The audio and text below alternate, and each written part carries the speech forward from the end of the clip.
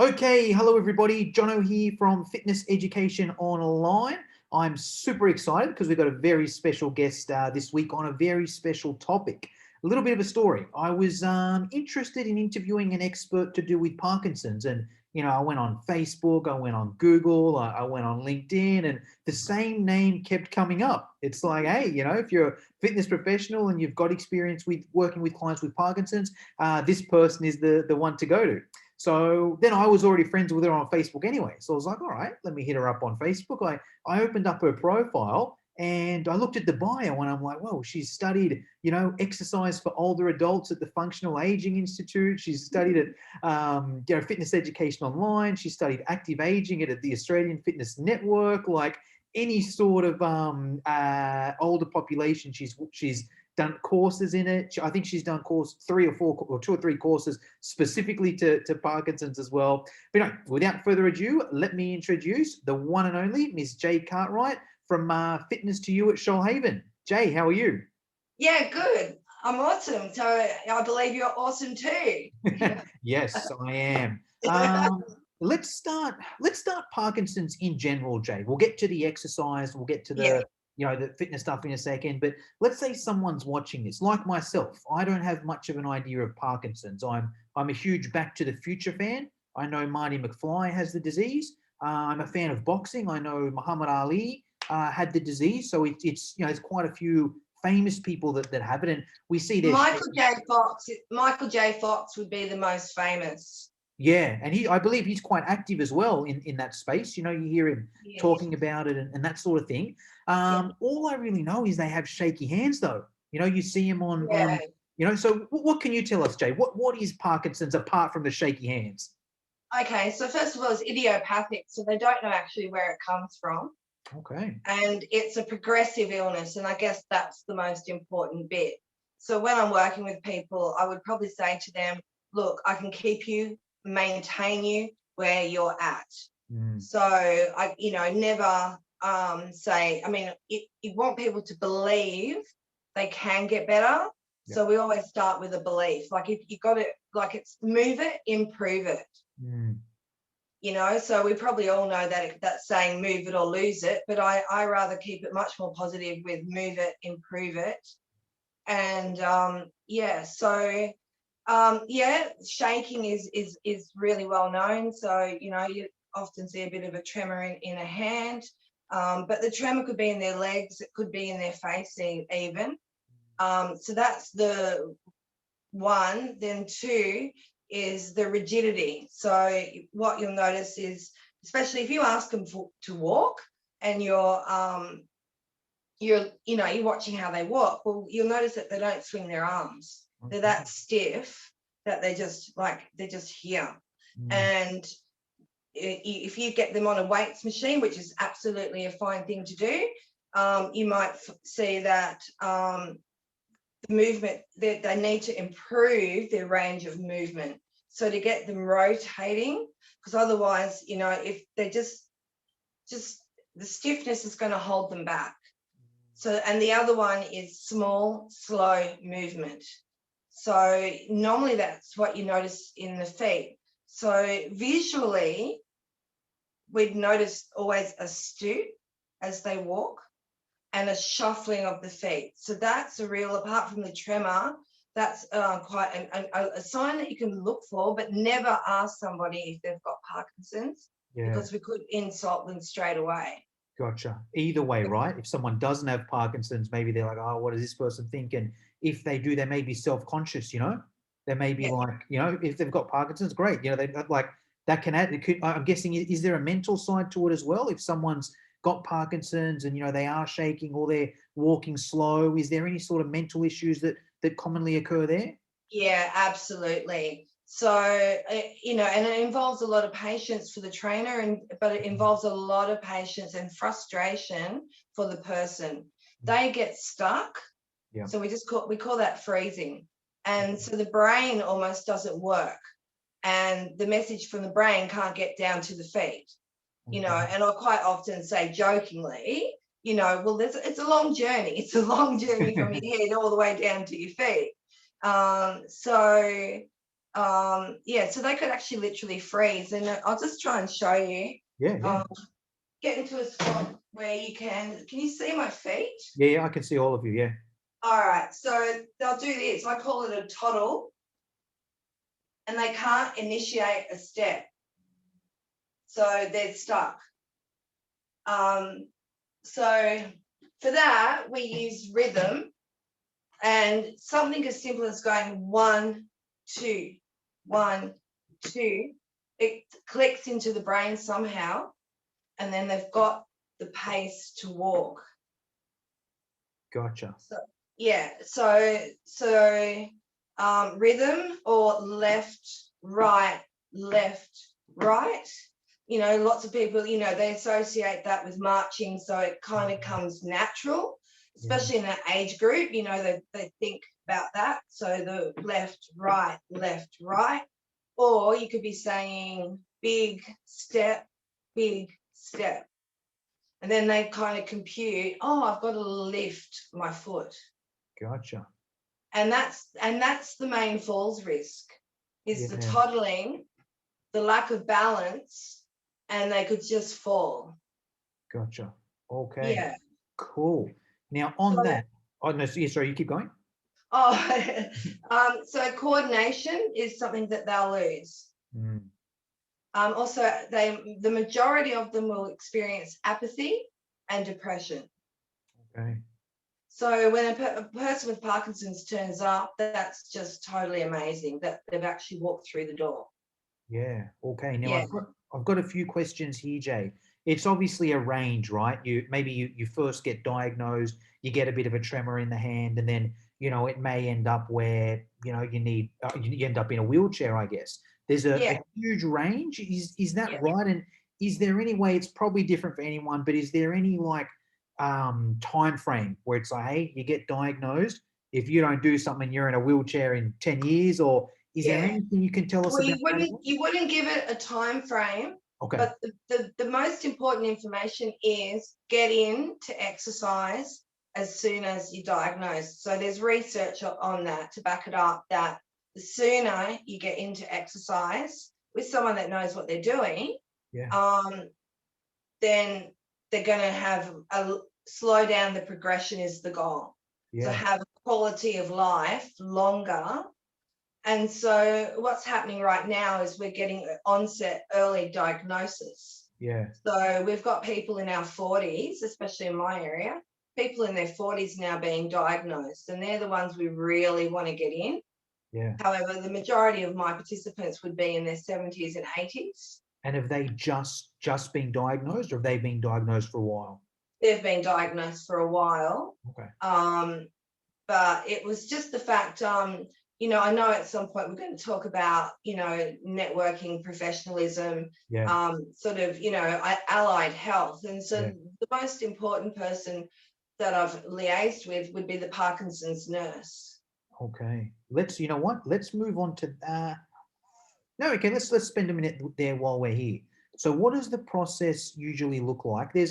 Let's give it a few different ways. Let's say if someone has, just been diagnosed with Parkinson's, they see a doctor, the doctor sends them to, is it a neurologist, or who's the neurologist, right? And would the neurologist say, all right, Jono, you've got Parkinson's, we recommend you go out and exercise? And then is it on the patient, or is it on the client just to go out and find a gym, or does the neurologist give them like a list of physios or exercise physiologists? What can you tell us? On that end, they always would refer first of all to an exercise physiologist, and to a physiotherapist. And that's where the connection to allied health is really important. So I'm known to, not obviously all, but to some exercise physiologists and to some physios. Because at that point, they want to stay in the medical profession, so that's who they're going to refer to. But often personal trainers work really well with the exercise physiologists. So let me get my head around that. The exercise physiologist might write that person up a program, and the person would do that program either on their own, or they might see someone like yourself and be like, hey, Jay, being to an exercise physiologist, here's the program. Can you make sure I do it correctly? Is that Yeah. how that works there? Yeah, but I'd say again, because of the apathy and the depression, and because they quite often, like we said, like they could be embarrassed about a shake. So Yeah. they might become more socially isolated, Yeah. thinking, oh, I don't really want to leave the house as much because people look at me, people are judging me, that kind of thing. So really, it's usually a group setting that Okay. they'll get into. Yeah. And just try and normalize that behavior, Yeah. and know that behavior is fine. We don't need to judge it. That's it. They go into class, there's 10, 20 other people in there with doing the same thing, Yeah, probably some a bit worse, some a bit better, maybe it's a bit more yeah, normalized. So, yeah, okay, gotcha. That makes sense. So it might be like, someone gets diagnosed with Parkinson's, they get sent to an exercise physiologist or a physio, then that exercise or physio might do some work with them, but they might also say, hey, here's Jay. She actually runs a specialized program just for people with Parkinson's. We recommend you go and attend that as well. yeah. Absolutely, that's how it works. Awesome. And the Parkinson's nurse, where do they fit into things? Okay, so in most areas, so anyone out there listening, it'd be just an interesting task to do, even if you have no Parkinson's clients, is to find that Parkinson's nurse. So I would try and I'd probably ring the hospital and say, can you tell me how I find the Parkinson's nurse? Okay. Because they're quite linked to hospital and we'll do visits in hospital to do assessments. Yep. Yeah. So they're the most knowledgeable, and the upside is in working together. So just say I've seen someone really go downhill, Yeah. which happens, and for some reason it seems to happen around 70 years of age. They just go from I'm doing this to boom, and the next thing you do see them in a wheelchair, which is really, really sad. Yeah. But working with that Parkinson's nurse is you can give them that feedback. Look, such and such has, they look like, the fall risk seems to be higher. They're not able to get out of their chair anymore without using their hands. And then that nurse will contact them and go out and do a visit. Gotcha. Okay. Yeah. And it's funny, like when you were mentioning the signs before, I'm like, man, it seems like exercise is such a good thing for these people. It's like what you mentioned, maybe not the tremor, but okay, hey, they're quite rigid in the body. Hey, there's probably exercise we can do to make sure that doesn't get worse, hey, there's an increased risk of falls and lower imbalance. Hey, there's a whole heap of exercises we can do there. Coordination goes down. Hey, there's some exercises we can do there, there's depression. Hey, exercise can help there as well. It just seems like so many of the symptoms and things that are happening, if there's exercise that we get in an early stage, it can really, if it improves it, but at least it can definitely slow down the decline. So I love that there. Now, okay, and no, let's say on that note, let's say in your specific situation, Jay, you're running a class and everyone in that class has Parkinson's or something similar. Do you have does each one of those people have someone that you would speak to if something's going on? Like, do you have a direct line to their neurologist or to their GP or to their EP? A neurologist really isn't going to take a phone call from a personal trainer. Okay. We're at the bottom of the pecking order. No, it would be, well, with any luck, we might know the exercise physiologist that is working with them. And just go to them. And again, back to the Parkinson's nurse. Yeah. They're really my to go to. I always get a doctor's letter from them to say that they're actually okay to exercise. Let's spend a minute there. What is the pre-screen? Let's say someone finds you, they're friends with you, or an EP's told them, or they've found on Google, whatever. They contact you and say, hey, Jay, I want to come in and do your class. What's your pre-screening process like? Okay, so I still use the adult pre-screening tool. Yep. I find that really useful. Yeah. It's amazing on how many people, as they come in, they've met you for the first time. Oh, no, I'm fine. How are you? Have you got any conditions? No, I don't have any conditions. And and then you start taking them through the questions, and yeah, it's a more thorough way of gathering information. But I'd say that's the follow-up doctor's letter. So I've got a standard letter that I give to that person and say, right, you need everyone has to have exercise clearance. Yeah. Because really on that form, the pre-exercise tool, there'll be something they tick. There'll always be, and it's often, you know,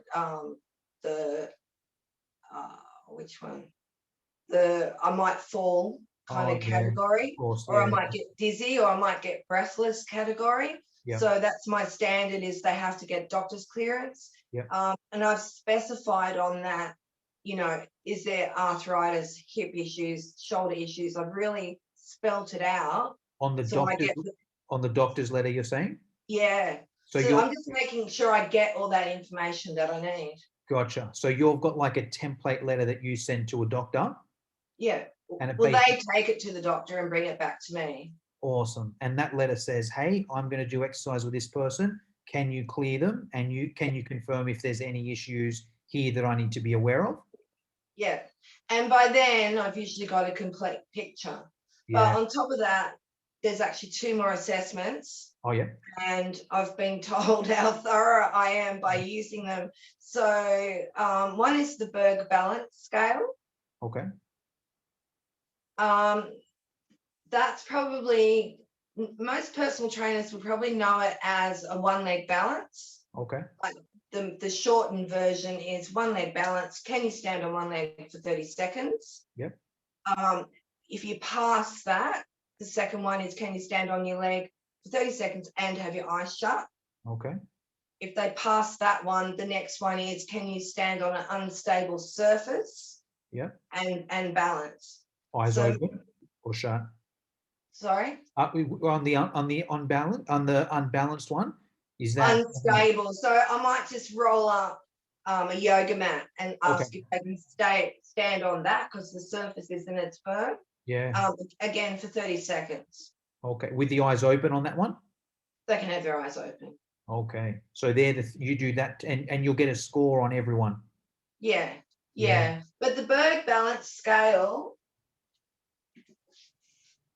it's probably going to be the longest assessment ever. So it's 6 pages. Wow. And okay, so some of the people I work with are struggling to get up from their chair. Yep. Okay, so we'll always do a sit to stand exercise in the class. Yep. Being a little bit more functional than just squatting, because they need to associate, you know, where their bum's going on the chair. Yeah. So I'll just tell you briefly. So sitting to stand is one of the assessments. Yeah. Standing unsupported. So can they stand there and not wobble around? Yeah. Stand to sit. So the opposite of sit to stand. Yeah. Stand to sit. There's always nearly always hesitation, because they're like, where's the chair? They really, if they're standing first, there's a hesitation, usually. Then the standing with eyes closed, standing with feet together. Again, this is all about balance. Reaching forward, how far can you reach? Can you pick an object off the floor? Can you look behind you? Can they turn in a full circle? Can they place alternate feet on a step? Yep.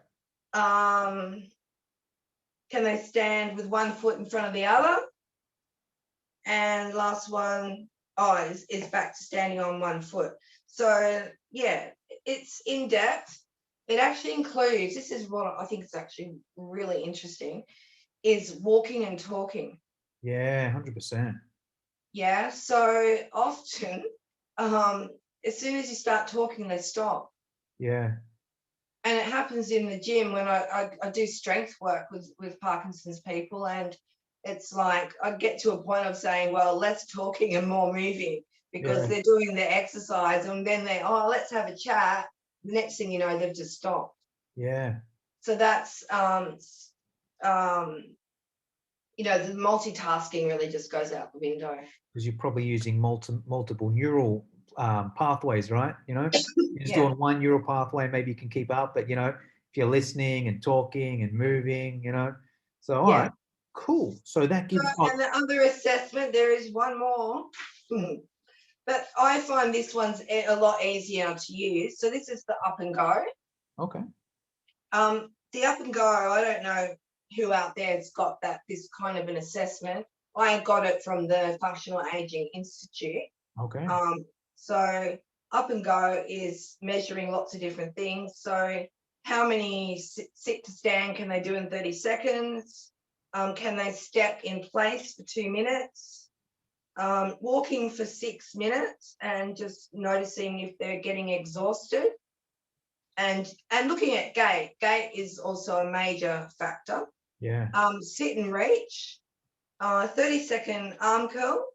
So how many times can they do a bicep curl in 30 seconds?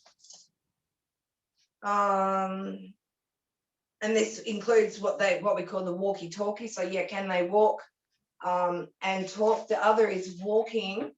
Can you look up? Yeah. Walking left, walking right. And can they do that without pausing as they do it? And can I ask, Jay, are you there? That's got to be one-on-one, right? That does have to be one-on-one. Because I can just see like if you do that in a group, there's going to be falls all over the place, right? Yeah. Yes, we don't want that. We want prevention at all costs. Yeah. So you're sort of do have your injury form ready. Yeah. Yeah, no, look, all these assessments are one-on-one. So again, it depends on you as a personal trainer, how much time do you want to give to it? Yeah. All right. No, but not everyone assesses like I assess. Yeah. I could just take that doctor's letter and go, okay, they've got to do light exercise, or they can do moderate exercise, Yeah. or you know they've got a torn rotator cuff that's never going to heal, so we're not going to do certain exercises. Yeah. So I could just do that. Like I said, out of the Berg balance scale and up and go, I'd rather do the up and go. It's actually quite quick. You can do it well. When I say quick, probably I'd allow 30 minutes. Yeah. Well, it's good. I know that Berg one did sound intense, but I think what's also important there is there's some sort of scale where you can then read to, hey, let's do this. Great. I've got a score here. Let me do it again in 3 months' time and have like a really good picture. You know, is this person, instead of just visually, oh, I think this person's getting worse, or, oh, this person's, you know, keeping up. It's really good just to have that assessment there. I think so. Yeah, that's why I like that there. Awesome. All right, cool. And there's some good resources as well. I'm sure if someone wanted to, they could jump on Google, or they could, you know, search around and find the Berg balance or the up and go test. So I think they're good. Now, the actual workout, Jay, is all your Parkinson's work in groups? Do you do some groups, some one-on-ones? What do you do there? I'm doing personal training and I'm doing small groups. Okay. So I guess the one I focus on the most really is the group, given I might be managing 16 people. Oh, wow. Very Wait, that's your small group? Your small group is 16 people? Well, I can't help it. People keep turning up. Yeah. And actually, just a question here. You're in Shoalhaven, right? Yeah. Is that Wollongong? Further past. Probably more around Nowra, if you've heard of Nowra. Yeah. Because I'm just doing the math here. I'm like, that's a pretty decent amount of people with Parkinson's in Nowra. You're getting 16 people in a class. Like, is that because you're the only one, or is it quite a prevalent condition out there? Well, where Shoalhaven is actually known for an aging population. Okay. Yeah. So, but in my class, I will have people with dementia. Yeah. And I'll have just aging adults. So not every single person will have Parkinson's. Yeah. Okay. If they did, I would have to make that class smaller, because to manage 16 people, and especially if, you know, they're kind of going downhill, that would be really. But I must say, as they go downhill, they normally come with a care support worker. Yeah. And they're by their side, and I'll explain to that support worker what they need to do. Yeah. To keep their clients safe. Yeah. So that helps me in my class as well. 100%. How many do you think, and I know that there's no perfect number here, but what do you think you'd be comfortable with? So let's say a group of Parkinson's, medium sort of, not they've just been diagnosed, but they're not far along, say that sort of medium level with no carers. What do you think would be a safe-ish sort of number? If they don't have a huge falls risk, I would go to 10. Okay. Yep. If they were more advanced, basically, the more advanced, the less people really. Yeah. Gotcha. Yeah, I have done a class of 6 people. Yeah. Okay. And they were all quite advanced. Yeah. Okay. Yeah. Gotcha. All right. And then these classes, Jay, are they like, in a park, in a school hall, or is it a gym where it's, there's the equipment there? Okay, so my classes are actually in the community centre. Yep. And we about a third of the class is seated. Yeah. So that's one of the main reasons in a community centre, because they always have chairs. Yeah. Gotcha. So we wouldn't do without a chair, because the chair is also the balance. Yeah. Right. So yeah. they always need, and if it's not that, they would need a wall, they would need something. Yeah. And that's my safety measure Yeah. for them, Yeah. is that I want, set them up for success. Yeah.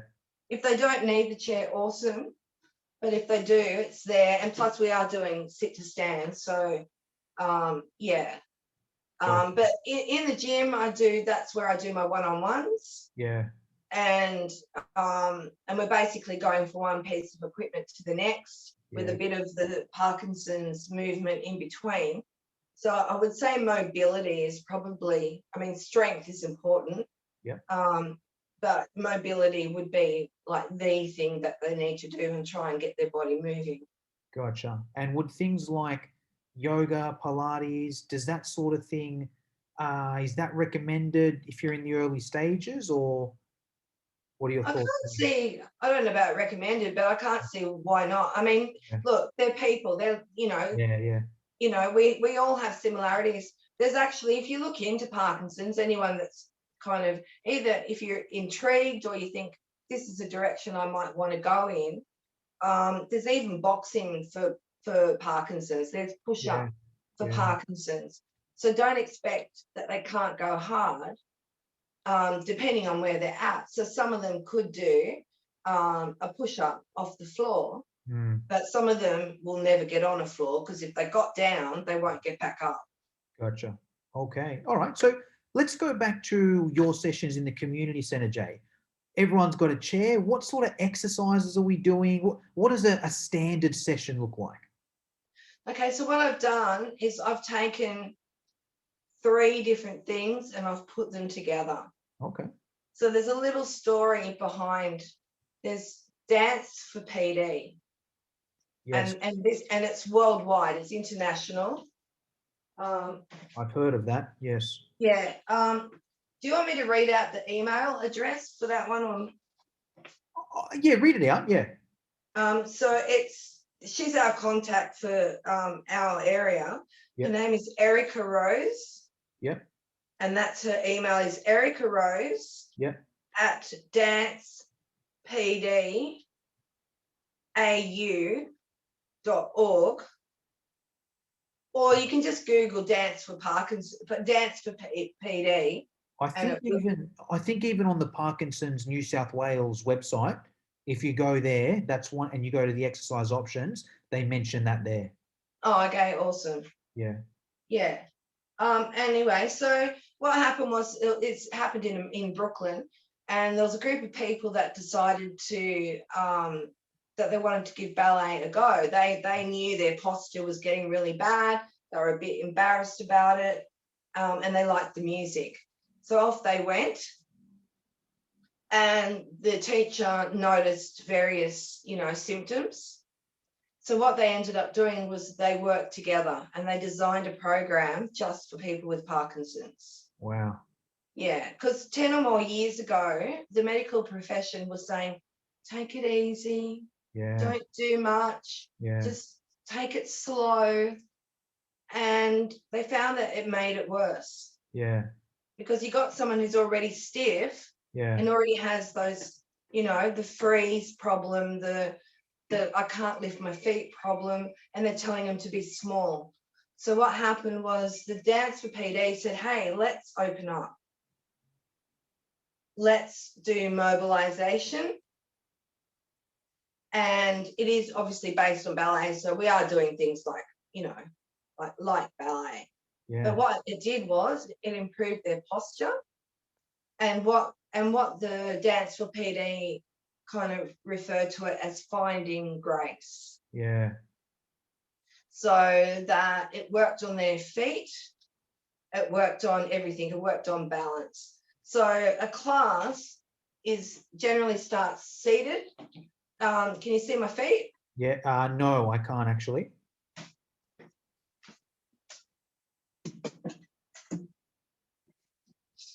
Probably even a little bit further back.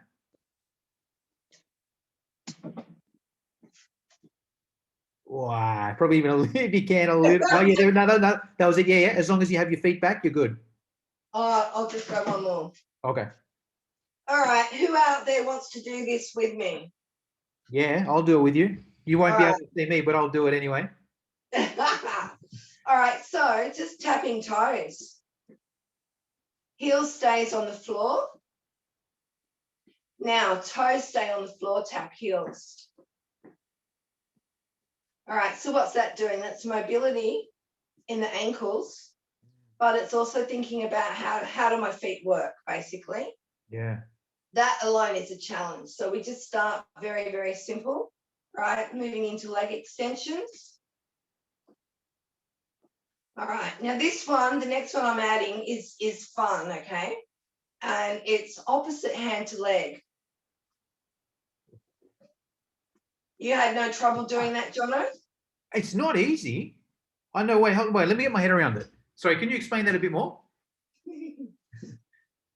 So opposite hand to leg. Yeah. So I'll tell you my cheat version for my class. Okay. Right hand out. Yeah. Left leg up. Gotcha. Change. Left hand out, right leg out. Gotcha. That I can do. Now we need to make that a smooth motion. All right, so this is the time in the class everyone starts laughing. Yeah. Because they're struggling to do it. Yeah. Okay, so we move on, and we'll do some more leg extensions and some point and flex and point and flex and point. So that's from the dance for PD. Okay. All right, then we move into more standing. So the standing is probably just like a regular workout, but again, like crossing over the body is just so important to do. Yeah. They can do knee lifts. Yeah. And then always add across the body. Gotcha. And you've got the chair there for support if needs be. Yeah. And I will say to them, if I see them where I am now, yeah, I'll actually cue them and say, no, right, be by the side of your chair. Yeah. So I take the dance with PD, then I put in fitness that we would all know with resistant bands. Yeah. Yeah. So we basically do a whole body workout with resistant bands. Just any particular bands? Is it the one with the two handles? Is that what you use, or? We're not using the handles. We're just doing the ones that you can, like, they're on a roll and you can cut them. Oh yeah, the TheraBands. Yeah, yeah. Oh, I just still Yep. call them resistant bands. Yeah. But anyway, so some of it, like band under both feet, pull your arms back. Yeah. Like do a row. So the row is actually seated. The bicep curl is seated with the TheraBand. Tricep, yeah. So we basically do that. So that's just, I would say, from the fitness industry.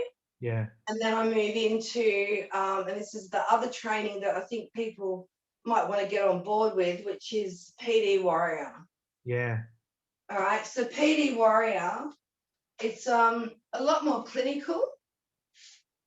They actually have aimed it at exercise physiologists and physios. Okay. But they were very nice and let us PTs in. They've now. Did you work with Jason King? Do you know him at all? Not off the top of my head, no. I've actually been emailing him. They've now got a CEC. That course is now CECs with Fitness Australia. Oh, I So didn't get any CECs. hit them up now, because I had a look on the Fitness Australia website not too long ago, and yeah, I stumbled across them. Oh, wow. Yeah. Wow. So Well, yeah, so they might have changed it then, but when I did it, it mm, was level one. Level one was all about the brain. yeah, The whole course was about Parkinson's and what happens in the brain, and you lose dopamine, which is why there will be apathy and depression. And then level two was a practical. So you go to their training center, and that's where you they normally have some volunteers that you practice on, and they normally invite a couple of Parkinson's people, like Parkinson's people, to practice with. yeah, And that's where I've got my program from, yeah, the other part of the program, which is basically they're saying exercise is treatment. yeah, yeah, Yeah. So okay. So you just say you have a tremor in the hand, yeah, right? And they even can call it a prescription. yeah, Is with a ball, not a weighted ball, just a bouncy ball, throwing it against a wall yeah. is something that for some reason will stop a tremor. There you go. Yeah. Wow. Okay. And with that, Okay. yeah, yeah, yeah. And I was going to ask, with that as well, in terms of like when you just mentioned that, it can be considered prescription. Like a lot of the stuff that exercise is helping with there, I'm guessing there's no drugs that do. Some of the stuff you mentioned earlier in terms of moving better and that sort of stuff, exercise will probably work better than, I don't even know if there is a drug that they give that helps that sort of stuff, but it wouldn't do the same thing that exercise does, right? Yeah, well, I think there's almost a medication for everything, but Mm. and the medications have side effects too, so then they've got to deal with the side effects. But yeah, everything we do, like you said, like mood is going to improve, movement is going to improve, and again, like I said, working with the exercise physiologists, physios, Parkinson's nurse, they've all said, right, since they've been to your class, they haven't fallen over. Yeah. So I get the feedback of the proof that they were falling. I've had people that previously would have had a fall every day. Mm. And a lot of the exercise is stepping over, really working on lifting the feet. Gotcha. Yeah. Awesome. Okay. Final question, Jane, and then we'll get into some sort of, we'll just do a bit of a closure. What about if someone like, let's just say they're very early days Parkinson's, so they're not doing a specific program. It's just, they've heard they should do some sort of exercise, so they go to a gym. They think, hey, it's not a bad idea to see a personal trainer. Yeah. Anything specific if you could give that personal trainer like one or two bits of advice, just be like, all right, this person's early day Parkinson's. What should they be doing, or what should they be very careful of right now that's going to help that person? Okay. So number one, and this is from the PD Warrior, effort. To drive neural change, you have to do 80%. So if they don't feel that they're working, they're not working hard enough. Gotcha. Okay. So it's really, don't be scared to push that person. Yeah. All right. If you used, an exertion scale, just working out 80% of that. So they'll still be able to say some words to you. Yeah. As they're doing that exercise. So cycling is actually probably one of the best. Yeah. Because it also works on gait. So it's actually Yeah. teaching their legs where they need to go, Yeah. instead of stepping in some strange direction. Yeah. So I would say don't like push them like 80%. Make it fun. Yeah. Make it that they want to engage, that they want to do it. They've got motivation, because the next most important thing is do it at home. Yeah. Do Okay. something at home. Yeah. And then therefore we've got efficacy. Yeah. So, and that's what we want. We don't want them to rely on us. Yeah. We want them to go, hey, I'm now excited enough that I'm going to do whatever the program you've given them. I'm going to do this at home. The main thing in terms of what would you be concerned about, it's always balance, even in the early days. So just say, some exercises, like I've used fit balls and sitting on the fit ball, but I've set it up in a corner. So that the ball can't really go anywhere. So it's just thinking about, and always think about trip hazards, because they may not be good at lifting their feet. So the simplest thing, like someone left a weight on the floor, or there is a cord, you just say, oh, look, just watch out for the cord, and just bring it to their attention. Just be careful. Cool. That's stuff you should, be aware of, but be extra aware with these people. Awesome. All right, cool. All right, so my final question, Jaye. So let's say someone's watching this and they're like, okay, this is definitely the population I want to work with, or I've got a couple clients here. I want to go all in and master the Parkinson's side of things. You've mentioned you've done quite a few programs over the years. Let us know all of them, I guess, or what do you recommend? Where should a personal trainer start? What's the first one they should do? What are a few different options that they should, that they should look at courses in doing? Okay, well, first of all, I think it's about you, the individual, as to which one you would choose first. Okay. I have a feeling that most personal trainers will be most comfortable with PD Warrior. Okay. And PD Warrior does have the research behind it. Yep. And people can search the app. There is a PD Warrior app, which has videos of some of the exercises. And you're going to get the in-depth training about the brain, as well as what exercises are going to be best. Because then those exercises, like, just asking you now, Jono, would you ever do this in a class? Would I? Yeah, I mean, why not? But do you? No, I don't. That's what I'm saying. So that action, but they do it with stepping forward, back. It's coordination. So there are some specific exercises that I think a personal trainer may not be aware of. I'd never do that in a boot. In all my years of running boot camp, I've never done that. So Gotcha. Okay, and then so PD Warrior, you reckon that's definitely the best option to start? Yeah. Awesome. Yeah. Awesome. And then what I've done is I've basically just knew I wanted to focus on aging. And that's where, the Parkinson's came from. I've also got a dance background. So the dance for PD just suited me personally, because I love to dance. But, I've studied dementia. And other things that you don't get your CECs for. Well, not at the moment. But it's just about how knowledgeable do you want to be, really? Yeah, exactly. And some of those things, that's what I'm realizing just over the last couple of weeks when I've started to look into some of this sort of stuff. Like my first stop was Fitness Australia and the CEC courses, right? I'm like, there'll be heaps of courses on Parkinson's. There was one, PD Warrior, and it sounds like that's only recently been, certified. I went to I was looking for some, dementia and Alzheimer's experts. There was no one. There were no courses, like in terms of specific to fitness professionals. There were no courses, there were no trainers specializing in that there. So if you are interested in that, you may be the first. If someone's watching, listening to this, you may have to be the first. And as you've done with a lot of this stuff, Jaye, is you're leading the challenge, It's like, all right, I'll go and do this PD Warrior course. It's not even for personal trainers at the moment, but I'm going to do it because I need that extra knowledge here, I'm going to go out and do this here. And it seems like it's also a bit of a pathway. I'm sure, you go to this course, you meet one person and they're like, hey, you got to go and do this course here, or speak to this person here, or research this thing here, or networking with this person here. And, one thing sort of leads to the other.